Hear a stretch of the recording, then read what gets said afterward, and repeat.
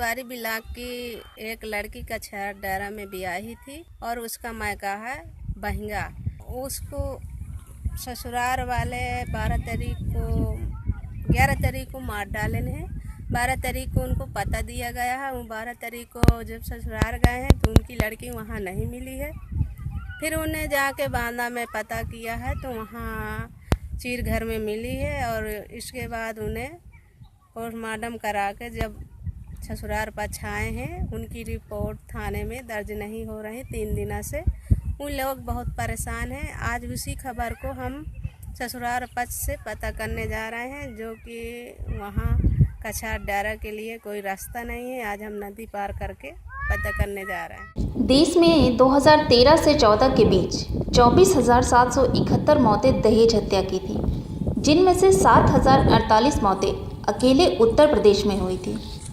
UP के बुंदेलखंड में ऐसी घटनाएं आम बात है। इन घटनाओं में अपराधी को सजा होने की जगह मिलता है समझौता और बात दबा ली जाती है।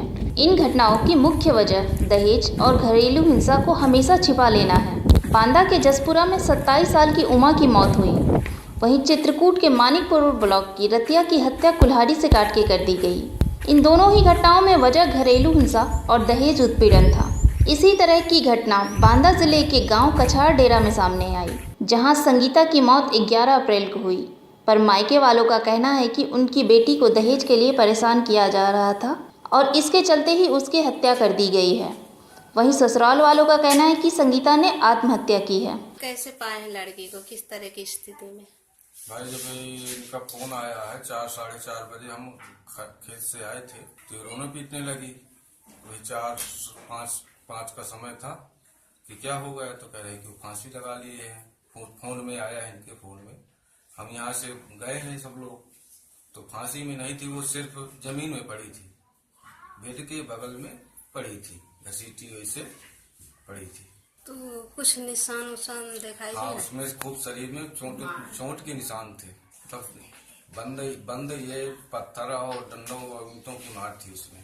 लाठी डंडों की लौटे पड़ी थी, उसमें खून दिखाई दे रहा था। मतलब उसकी देह जो है काली पड़ी थी, खून भी चुचवा रहा था। गाड़ी बाइक मांग रहे थे और पैसा कितना मांगे थे? 3 लाख। बाद में गाड़ी 1 लाख रुपए दोबारा मांग रहे थे चौथी के समय की। तो भाई साहब हमने कहा हमारे सूखा पड़ा, हम कहाँ से पा के दें। शादी के बाद हम कितना 1 लाख रुपया एक गाड़ी।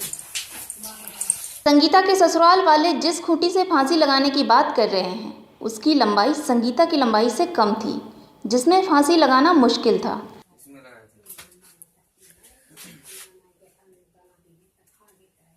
इस छल्ले में फांसी लगाई।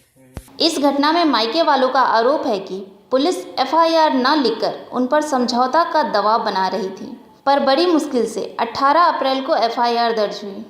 पुलिस वाले ये भी कह रहे थे आप कुछ नहीं जानते हैं, ये सब पोस्टमार्टम रिपोर्ट आई जब सब पता चलेगा। ऐसे कैसे नहीं जानते भाई, जब वहाँ लाठी चली है, डंडा चले हैं, छड़ियाँ भी पड़ी थी। संगीता के ससुराल पक्ष में किसी ने भी बात करने से मना कर दिया, पर संगीता की जेठानी ने ऑफ कैमरा कहा कि संगीता घर के बंटवारे की मांग कर रही थी और मांग पूरी नहीं होने पर उसने आत्महत्या कर ली। वहीं सदर सीओ सत्यवीर सिंह ने इस केस के बारे में कुछ भी ऑन कैमरा बोलने से मना कर दिया।